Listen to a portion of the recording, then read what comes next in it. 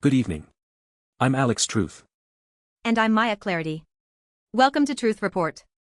Tonight, we're pulling back the curtain on systems designed to keep you in the dark.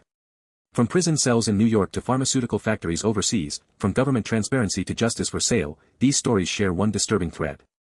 The powerful hiding what they don't want you to see. And what happens when journalists force that information into the light. We'll start in Bedford Hills, New York, where women are being locked down in conditions that violate state law. Then we'll examine ProPublica's groundbreaking exposure of the generic drug industry's dirty secrets. And we'll end with a story that should enrage every taxpayer, how a crypto billionaire bought his way out of $50 million in tax evasion charges. Let's begin at Bedford Hills Correctional Facility, New York's maximum security women's prison.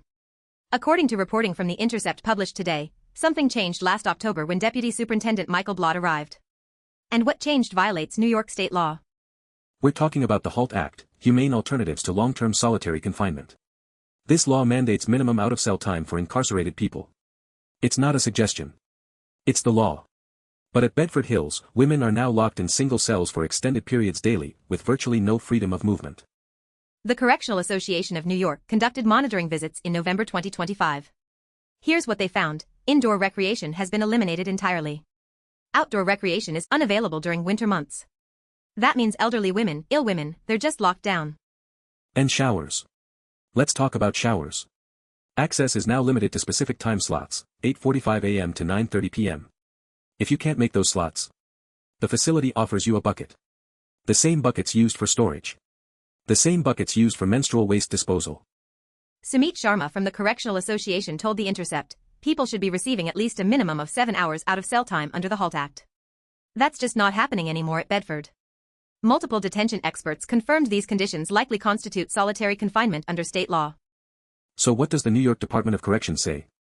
They denied the allegations as inaccurate and misleading. Their explanation: frequent fights and safety concerns. That's the playbook, Maya. Whenever prison officials get caught violating incarcerated people's rights, it's always about safety. But here's what they're really saying: we can violate state law if we claim it's for security. No evidence required. No oversight. No accountability. Just lock women in cells, deny them basic hygiene, and call it safety. And think about who this affects. Bedford Hills is a women's prison. These are mothers, daughters, human beings who've already been sentenced by a court. Their punishment is incarceration, not torture. Not solitary confinement. Not being forced to bathe in buckets used for menstrual waste. The law is crystal clear. The HALT Act exists because New York recognized that solitary confinement is psychological torture. Yet here we are, less than a year after one administrator arrives, and suddenly state law doesn't matter. Women are locked down. Recreation is gone. Showers are privileges, not rights. This is happening in one of the most progressive states in the country, supposedly. If New York can't enforce its own prison reform laws, what hope is there anywhere else? The system protects itself. Always. Now let's shift to a very different kind of secrecy, but with equally serious consequences for ordinary people. ProPublica just published 2 major investigations into generic prescription drugs, and what they've uncovered should concern anyone who takes medication. ProPublica created something called RX Inspector, a free, searchable database linking nearly 40,000 medications to their manufacturers and factory inspection histories. This tool does something revolutionary: it tells you where your pills actually come from and whether those factories have safety violations. Why is this revolutionary? Because the FDA has never publicly released this information before. Think about that. You take a pill every day, maybe for your heart, maybe for depression, maybe to prevent your transplanted organ from being rejected, and until now, you had no way to know where it was made or whether that factory has been cited for contamination or quality failures. ProPublica had to sue the FDA to obtain some of this data. Let me repeat that: they had to sue the federal agency responsible for drug safety to get information about drug safety. The FDA's excuse: they were concerned about policing thousands of companies. Too much transparency might be inconvenient. So who's using this tool?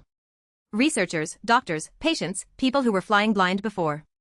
John Gray, a researcher at Ohio State University, called it a godsend to researchers looking to study pharmaceutical manufacturing.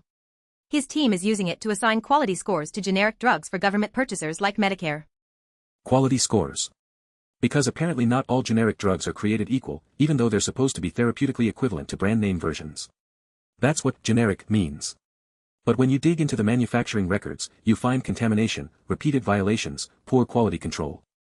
Dr. James Hansey, a psychiatrist, shared the tool with hospital residents so they could develop, and I'm quoting here, no-fly lists of concerning generics.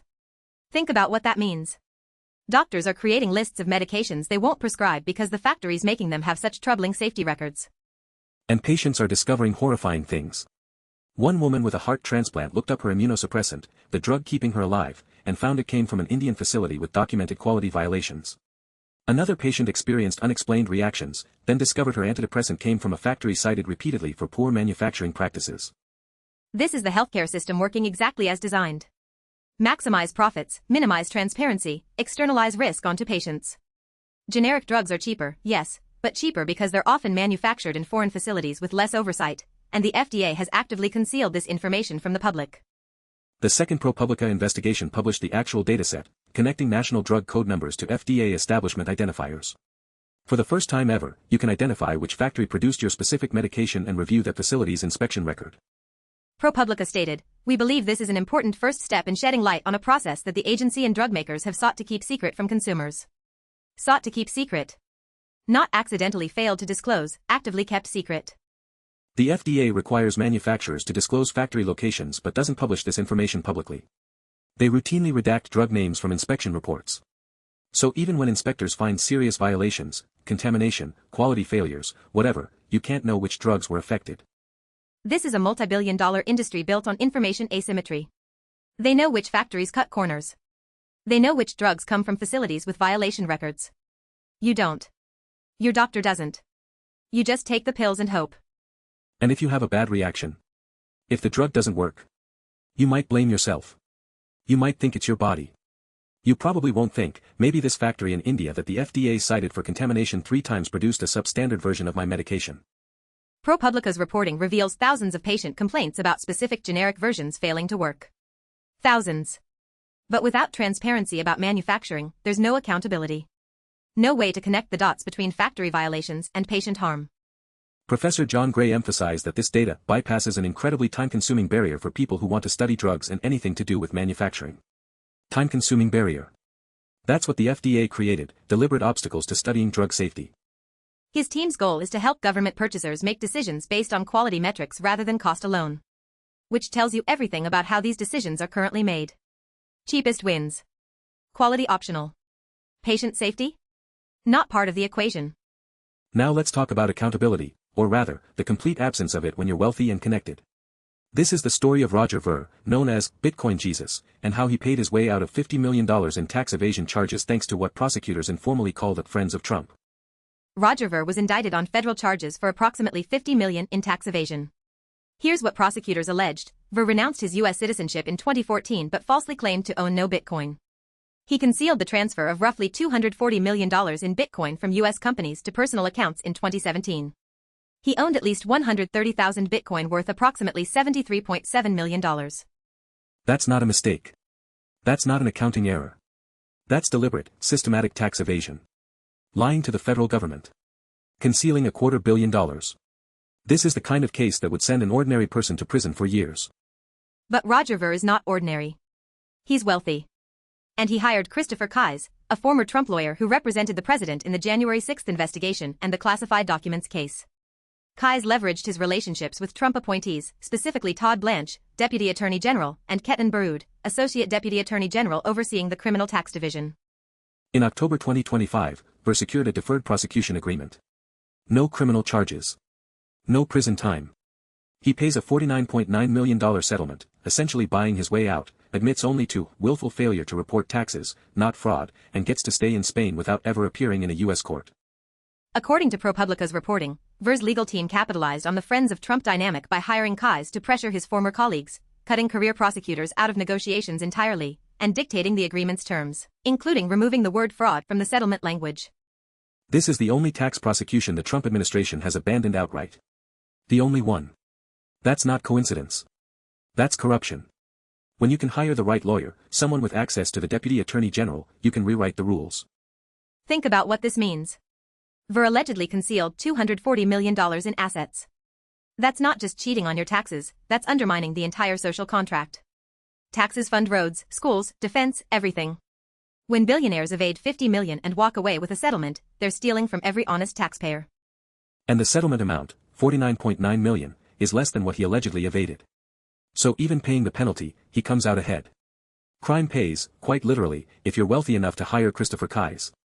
The broader context here is chilling. ProPublica describes this as evidence that wealthy defendants can buy their way out of tax evasion cases through settlement rather than prosecution. Not everyone. Not the middle-class accountant who makes a mistake. Only those who can afford the right connections. We have a two-tier justice system. One for ordinary people, one for the wealthy and connected. Ver's case proves it. He had the resources to hire Trump's former lawyer. That lawyer pressured his former colleagues in the Justice Department. Career prosecutors, the people who actually know the case, were sidelined. And the result? No charges, no prison, just write a check. Meanwhile, people go to prison for years over five-figure tax debts.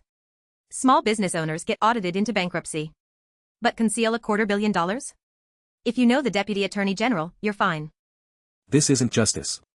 It's a protection racket for the wealthy. And it's happening at the highest levels of the Department of Justice under this administration.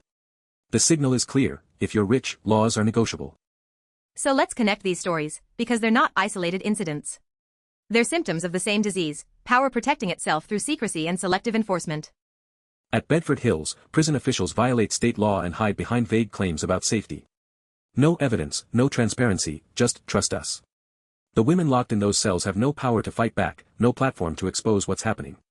It takes outside monitors to document the violations. In the pharmaceutical industry, the FDA and drug manufacturers actively conceal information about where medications are made and whether those factories have safety violations. They fight transparency. ProPublica had to sue to get data that should be public by default. Why? Because transparency threatens profits. And in the Roger Ver case, we see justice for sale. The wealthy can hire lawyers with access to the highest levels of power, cut out career prosecutors, and negotiate their way out of serious criminal charges. The system isn't broken, it's working exactly as designed to protect the powerful. The thread connecting all of this is simple: those with power believe they're above the rules. Prison officials don't think they need to follow the HALT Act. Drug companies don't think you deserve to know where your pills come from. Billionaires don't think tax laws apply to them. And they're right, in a sense. They get away with it. The women at Bedford Hills are still locked down. Generic drug manufacturers are still hiding factory violations. Roger Ver is still in Spain, 50 million richer than he should be. But here's what's different now, you know. ProPublica exposed the pharmaceutical industry's secrets and gave us tools to investigate our own medications. The Intercept documented the conditions at Bedford Hills so advocates can fight back. Investigative journalism is forcing transparency where power wants darkness. That's why this work matters. Not because one investigation will topple the system, but because every exposure creates pressure. Every time we document the corruption, the cruelty, the two-tier justice system, we make it harder for them to pretend it's not happening. The women at Bedford Hills deserve 7 hours out of their cells, as the law requires. They deserve showers, not buckets. Patients deserve to know if their medication comes from a factory with contamination violations. Taxpayers deserve to see billionaires prosecuted like anyone else would be. These aren't radical demands. This is basic accountability. Basic transparency. Basic equality under the law. And the fact that we have to fight for these things, that powerful institutions resist them so fiercely, tells you everything about whose interests the system serves. So what can you do? Use ProPublica's RX Inspector tool. Look up your medications. Ask your doctor about manufacturing sources. Demand transparency from your representatives about prison conditions. Follow the investigative outlets doing this work: ProPublica, The Intercept, and others who refuse to look away. And understand this: they're counting on your apathy. They're counting on you being too busy, too tired, too overwhelmed to care whether prison officials violate the law or drug companies hide safety violations or billionaires buy their way out of justice. Your attention is the threat. Your awareness is the weapon. The pattern is clear. Secrecy protects power. Transparency threatens it. That's why every document ProPublica had to sue for matters. Every prison monitoring visit matters. Every investigation that names names and exposes corruption matters. We'll keep reporting. We'll keep investigating. We'll keep dragging this into the light. Because that's the job, not just to inform you, but to arm you with the truth they don't want you to have. I'm Maya Clarity. I'm Alex Truth. Thanks for watching Truth Report. Stay informed. Stay angry. And demand better.